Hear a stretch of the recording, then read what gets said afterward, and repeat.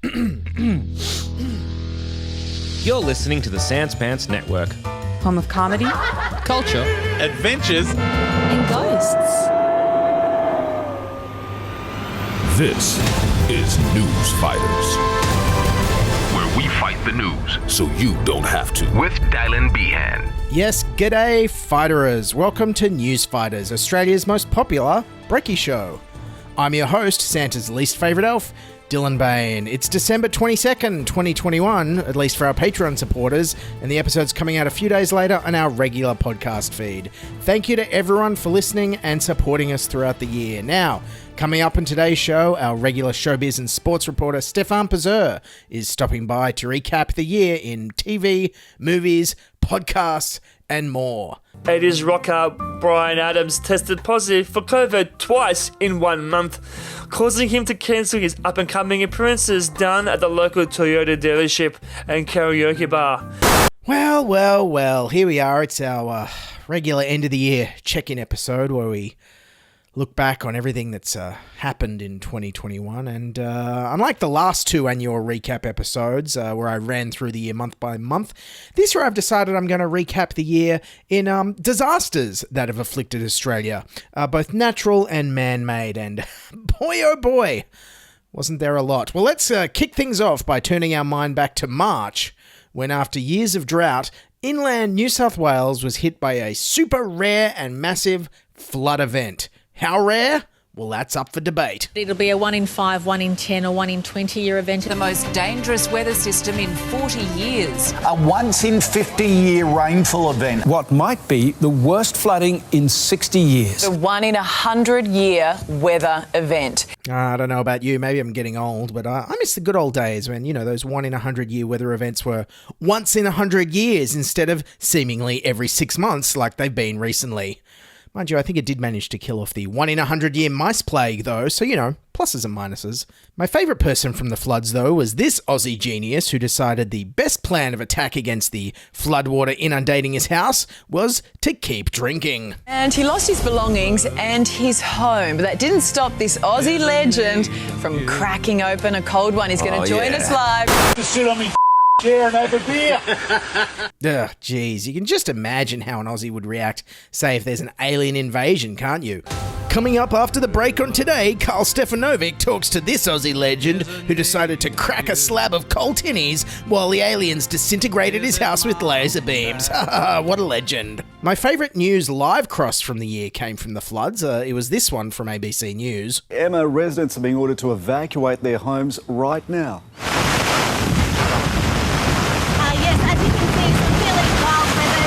Good job, ABC. I have to say, getting rid of your in-house audio recordists a few years ago worked a damn treat. But personally, my favourite Vox Pop of the year was probably this one from an exasperated local during the floods. I mean, it'd be great if it stopped raining, would be the one thing. Yeah, you think? That might help stop those floods. That one also reminded me of this great Vox Pop from this year of this kid who summed up my feelings about the coronavirus pandemic. I wish coronavirus wasn't real. Yeah, no shit, Sherlock. You, me, and everyone else except Dominic Perrottet, it seems. Oh, and speaking of painfully obvious takes, we can't go past this analysis from Channel 9 of the Melbourne earthquake in September. So powerful, it shook the earth. Yes, an earthquake so powerful, it shook the earth. Thanks, Channel 9. What's next? A rainstorm so powerful that water fell from the sky? A cyclone so strong it blew wind? A murder so brutal that someone died? Yes, commercial TV news analysis at its most complex. Yes, and it's hard to believe a lot of people have already forgotten about the Melbourne earthquake when the damage was widespread across this one burger shop. The wall above a Chapel Street burger shop was one of the most significant quake casualties. The magnitude 5.9 quake taking a wall to the ground at Betty's Burgers. Advertising classic shakes, Betty's Burgers was served an almighty rumble. Betty's Burgers, Chapel Street, known for their authentic shakes, perhaps not like today's. Yes, the burger shop might have been repaired, but the emotional damage ran deep. Just listen to this distraught victim who was impacted. Quite sad, really. Wondering when I'll be getting my burgers. Might be a while now. Yes, and funnily enough, I just checked that guy's burger Patreon, and he already has more supporters than Alan Jones does for his new podcast, so that's great. But away from natural disasters and towards man-made ones. The federal government's vaccine rollout was a massive... what was it, Bill Shorten? So let me just say for the record, as a politician, the vaccine rollout in Australia is a shit show, Patricia. It is just a mess. Yeah, and I mean, Bill Shorten would know a shit show when he sees one. After all, he lost the 2019 election to Scott Morrison. Yes, and the lack of vaccine supply ordered by the federal government led to months and months of lockdowns all around Australia during 2021, largely thanks to this guy. As Brendan Murphy said yesterday, this is not a race. As Brendan said, it's not a race.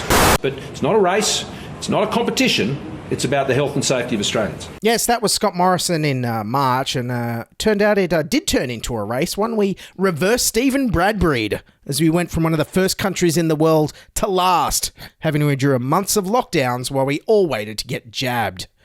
But our dear leader, Scott Morrison, refused to accept any blame for this, instead saying... But I can't stress enough that the major frustration here is the virus. That is the major thing working against Australia.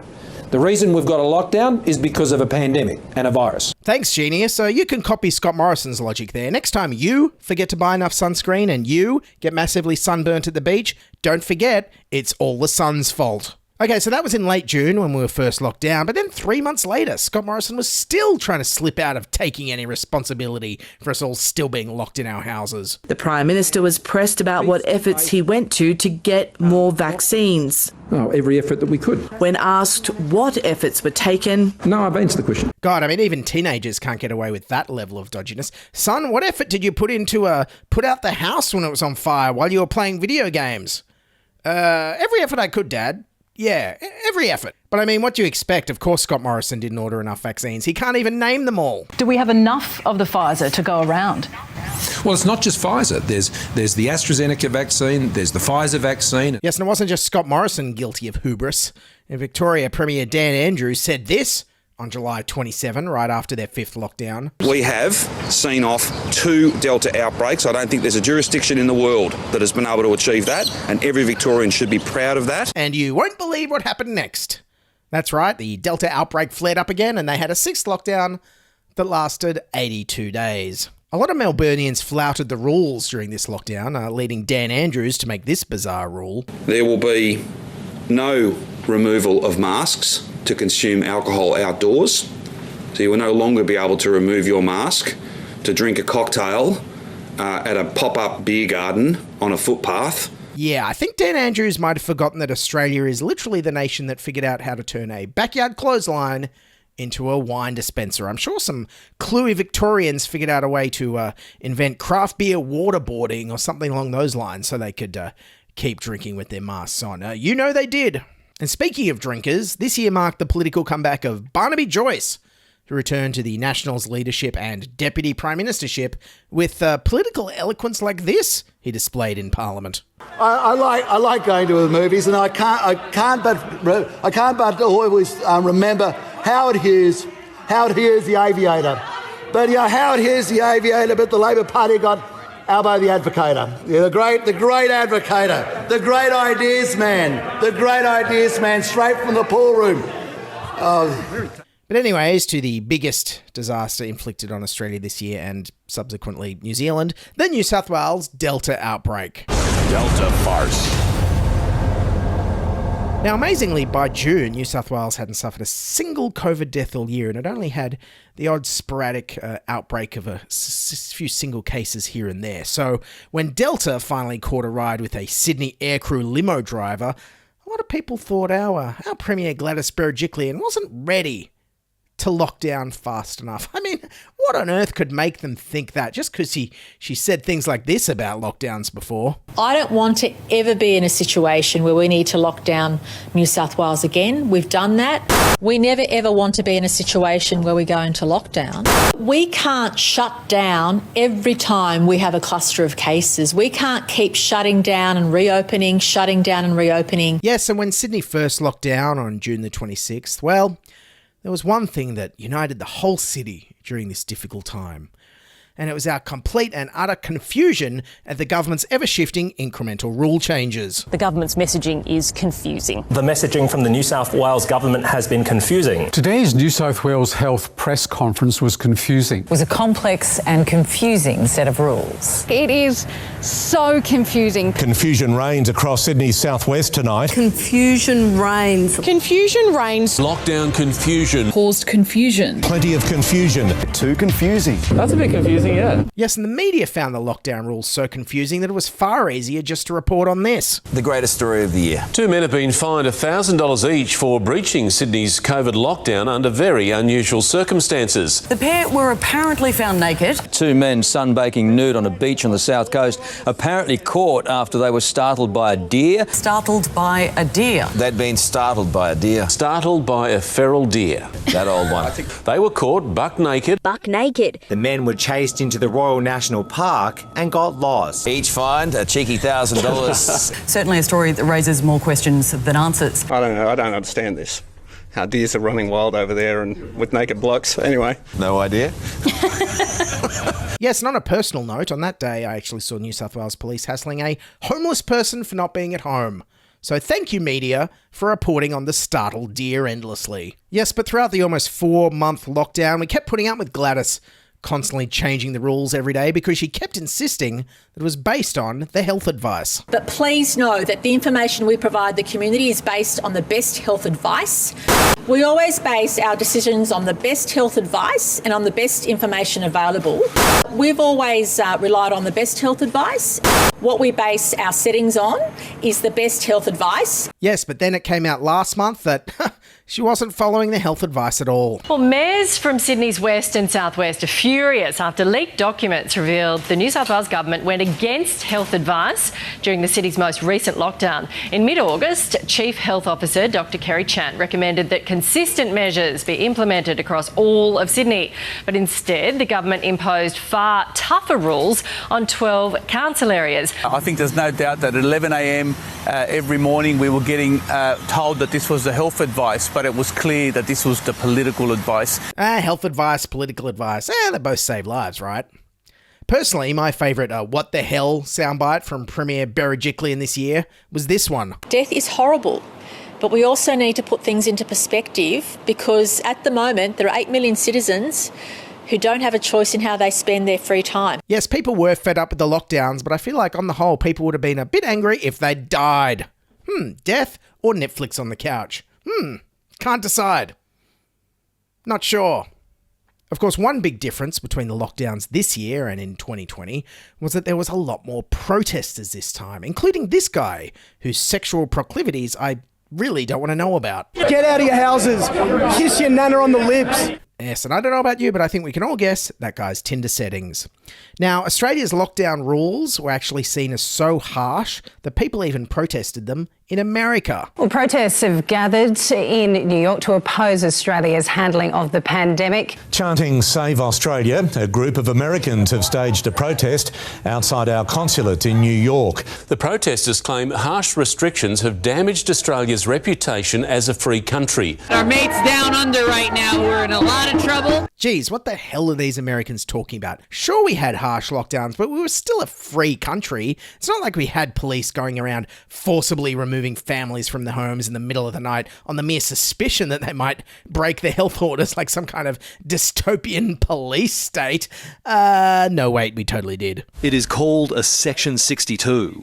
Either you're getting that or you're going to get locked up. A health order enforced by police that evicted a COVID-positive family of 4 from their own Rydalmere home. Because, says the family's lawyer Paul McGurr, they were threatened with arrest based only on a suspicion of what they might do, then forced into hotel quarantine. They were eventually removed and taken to hotel quarantine. The Chief Health Officer today defending powers that allow police to pull people from their homes if deemed a risk to public health. I can just be confident that our public health doctors do not issue Section 62s for no reason. We also need to make sure that we take every measure we can to ensure people are doing the right thing. Yes, I didn't get much news coverage at the time, probably because the guy didn't startle any deer. And the Sydney lockdown didn't just unfairly target people of lower incomes and in multicultural communities. They also very sadly targeted widows in mourning. Rookwood Cemetery, a heartbreaking example of Sydney's life and death struggle. Andy Guzmati's wife died 2 weeks ago. His daily visits no longer allowed, not considered a reasonable excuse to leave home. Part of my grief is going to visit her grave every day after work. That's absolutely heartbreaking and totally insane, especially considering last time I checked, dead people can't catch or spread COVID. They're already isolating and social distancing 6 feet underground. Mind you, this wasn't the first time the New South Wales government put restrictions on the occupants of Rookwood Cemetery. In January, during the Northern Beaches outbreak, they banned them from going to the cricket. Well, just 2 days out from the first ball at the SCG test, people from COVID cluster suburbs in Sydney are being banned from turning up, and the directive is being backed up with the threat of heavy fines. If you live in Auburn, Baralla, Lidcombe North, Potts Hill, Regents Park or Rookwood, you must not come to the SCG. Yes, and FYI, the only residents of Rookwood are dead. The whole suburb of Rookwood is the Rookwood Cemetery. The New South Wales government literally banned dead people from going to the cricket test, which is a shame because I think dead people would actually enjoy the pace of a 5-day cricket test. Personally, I find it quite boring. But mind you, throughout the entire nearly 4-month Sydney lockdown, our cheerleader Premier Gladys tried to constantly put a positive spin on things. Like this, a week into the lockdown on July 3rd. Please, let's not give up now when we're doing well. The green shoots are there of demonstrating the lockdown is having the desired effect. The green shoots are there. The green shoots of the lockdown doing what we hoped it would are certainly there. We haven't seen a huge surge in cases. We have seen the tide turn. We have seen those green shoots. And she was still that optimistic 12 days later on July 15th, which was 19 days into our 107-day lockdown, when she said this. But what I do know is that the green shoots are starting to show. We've still got a way to go. But the fact that we haven't seen thousands and thousands of cases is a win for New South Wales. And she said it again 5 days later on July 20th. The green shoots are there, and I'm convinced that in the next few days we will start seeing, hopefully, more improvements. Yes, with 3 more months of lockdown after that, there were no green shoots for the lockdown and no green shoots for her career as she resigned in disgrace after being investigated by the ICAC. I want to be very clear. In all the decisions I have ever made as a minister or as Premier of New South Wales, my first consideration has always been the well-being and welfare of the people of this state. Especially those in her boyfriend's electorate of Wagga Wagga who like going to the brand new gun club or the brand new $30 million Conservatory of Music. Especially them. Thankfully, Gladys Berejiklian was replaced as Premier by the ever-eloquent Dominic Perrottet. He's just not opening for the time since we've been closed during lockdown. And then finally, Sydney and Melbourne had their freedom days, where all anybody wanted to do was get pissed at the pub for a change. So good. It's so good. I don't think the alcohol's ever tasted so good today. Feels very good. Yeah, very boring sitting at home drinking all the time. This is probably the best day of my life, I'm going to be honest, but... The best day of your life? It's good to be back. Is it good to be back? Bloody And I have no idea, but I'm excited to be here, but whoa! But in the end, I think Scott Morrison actually had the best line that summed up this horrible year. But for a lockdown to work, the lockdown has to work. Good job, mate. Nailed it there. Really getting the heart of Australians' frustrations there. Fantastic. Well, anyways, that's my look back on the disasters that afflicted Australia in 2021. Who knows? Hopefully we can vote some of those disasters out next year. But now Christmas is upon us, and well, with vaccination rates above 90%, Gladys Berejiklian gone as Premier, and international and state borders finally reopened, WA not included, I was actually thinking maybe we were going to have a hot vax Christmas summer. You know, get to see friends and families, go on holidays, go to concerts, all that stuff we'd missed out on when we were all locked down so much this year.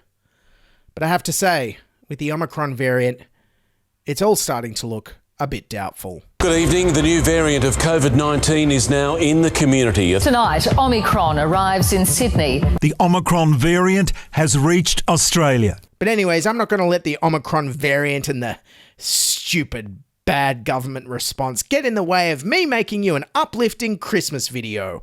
So I went through all the clips and I decided to make a fun, festive Christmas video, but also kind of informing you about what we can probably expect from the festive season and summer ahead. I tried to make it as uplifting as possible, but you know, it's a bit hard at the moment.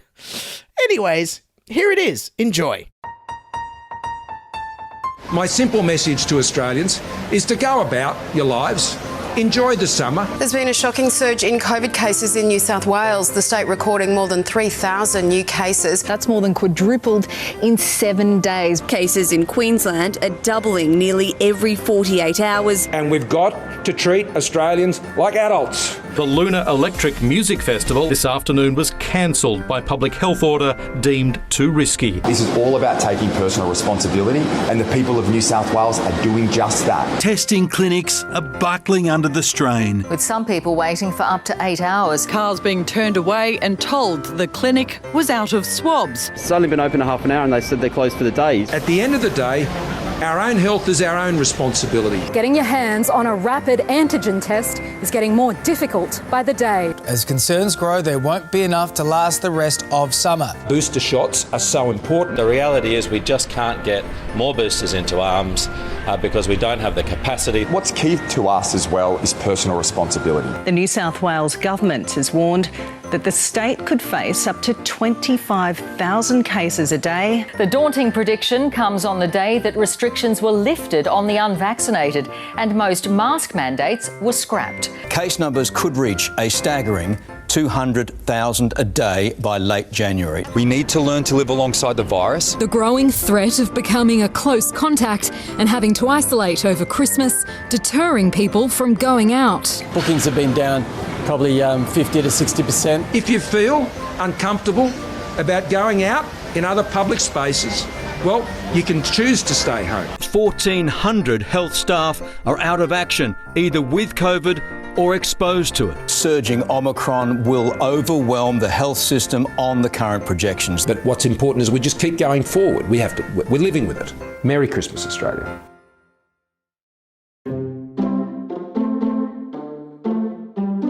Hi, I'm Stefan Pazur, voted the funniest man on podcast in 2021 by the staff at Newsfighters, and I'm here to once again sum up all the showbiz news and sports news for the past year. Are you ready? I'm not. Let's go. Yes, the final Daniel Craig Bond movie, No Time to Die, was finally released about 30 years after it was originally meant to come out. I hear the next Bond movie, James Bond tries to go to the movies and not catch COVID or spill a chalk top on his t-shirt. The Denis Villeneuve sci-fi movie Dune was a huge hit. It's set about 20,000 years in the future, where Sinner's Inner West Light Rail is still being repaired, and Adele has just released her album 2030. Now in TV news, the biggest TV miniseries of the year was probably Peter Jackson's Beatles documentary Get Back on Disney+, which ran for almost 8 hours. Get stuffed, Disney. If I wanted to hear 4 white men sit around and talk about nothing for 8 hours, I'll just listen to any podcast. Thank you, Disney. Now go back to making stupid rides that make everyone puke like the spinning teacups. Imagine doing that on drugs. The cast from the classic 90s sitcom Friends reunited for a special in the US on HBO Max, where they sat around and read scripts from the original show. Wow, I had no idea Lisa Kudrow could read. Now, the only thing these friends all have in common is their bad cosmetic surgery. In podcast news, Daffy Duck and Bugs Bunny announced they're getting a podcast. Well, even famous ducks are getting offered podcast deals. So next year, we're happy to announce our new guest host of Newsfighters. This duck I kidnapped from the local pond. What do you think of the Morrison government's inflation outlook, duck? What? No, we don't talk about how myxomatosis was engineered in a lab by Bill Gates. I think this duck has been spending too much time watching crazy people on YouTube. And speaking of those, Joe Rogan didn't get vaccinated. It tested positive for COVID and took ivermectin. The bad news is he's fine and still doing his podcast. After being fired by Sky News and 2GB, Alan Jones has launched his own podcast and YouTube video show, and I'm super excited to slowly watch Alan Jones lose all his money. Here we have a clip from his first online show right here. Let's get into it. Well, there can be no more important time than now to give voice to opinions that some people might not be comfortable with. I'll come to that in a moment, as I said. We all need a motive for what we're doing. I've been reminded of the words of General Douglas MacArthur. Our Alan Jones, direct to the people, right across Australia. Yes, it's me. I'm back, and I'll be more accessible. Yes, I haven't seen technical difficulties like that since the container ship decided to do donuts in the Suez Canal. Alan Jones claimed the show didn't work due to excessive demand and overwhelming support. Yeah, it's a bit like me on New Year's Eve when I tripped over my own shoelaces and fell face first into a gigantic ice cream pie, and then fell into the fireworks detonator, which then fired all the fireworks into my pants. And I said, sorry, the fireworks are cancelled due to excessive demand and overwhelming support. Yes, exactly like that. Good job, Alan. And in music news, the biggest and coolest new Australian pop star of the year was the Kid Laroi, who had a big hit with Justin Bieber called Stay. Now, that's not just the name of the song, that is also what Justin Bieber kept saying to Kid Laroi. Stay and give me a big hit. I've run out of ideas. I need some young blood, like a vampire. What did happen? One time, I was coming home from shift at Olympic Park a month ago, and there was one or two guys playing music to some kids, and they kept playing Strawberry Sugar over and over and over. And everyone was laughing their heads off. I was even laughing all the way to the station. Anyway. Okay.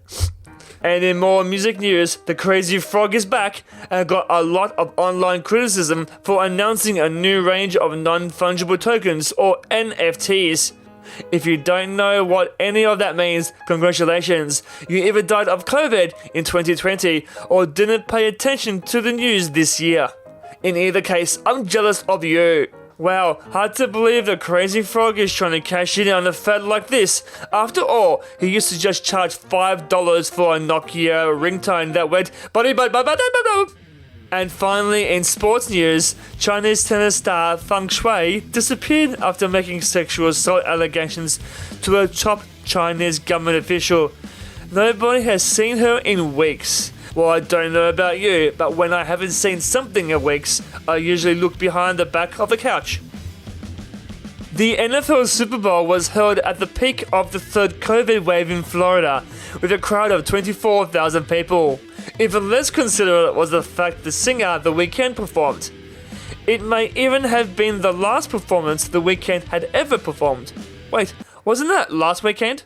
Or the weekend before that? Wait, what weekend is this? Maybe someone said, who should we get to perform at the Super Bowl weekend? And they replied yes, and that's why The Weeknd performed. In other news, I'm going to name my new band The Halftime Show, and hopefully I'll get booked to play at the Super Bowl too, swimming amongst the cornflakes. And that's 2021 in showbiz and sports news. I'm Stefan Pazur, wishing you a Merry Christmas and a much happier New Year. Stay safe and drink Corona!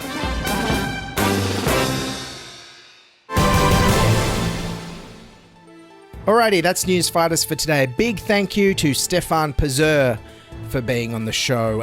Producing news comedy is what I do. Drop me a line if you want me to do it for you. Don't forget to subscribe to us on your podcasting apps and on YouTube. If you're on Spotify, give us a rating if you could. And to support the show and get bonus episodes, why not pay to subscribe on Apple Podcasts or join our Patreon at patreon.com/newsfighters. Our December bonus episode is going to feature lots of Stefan outtakes and a bunch of unused Christopher Pine grabs from my segment Whiff of Pine. So make sure you join up to our Patreon to listen to that. Also, you can support me by buying me a coffee at buymeacoffee.com/newsfighters. And also, we really refuse to advertise on Facebook. Instead, we have a newsletter which you can sign up to at newsfighters.com. And don't forget, we're also on Twitter and Instagram at NewsFightersPod. That's it for 2021. I'm taking a break over the summer. Keep an eye on your podcasting feeds for some repeat and highlight episodes that are going to be coming your way through January. Anyways, keep fighting, wear a mask, wash your hands, don't get Omicron, and bye for now. This is Newsfighters, where we fight the news so you don't have to. I hope the deer's okay.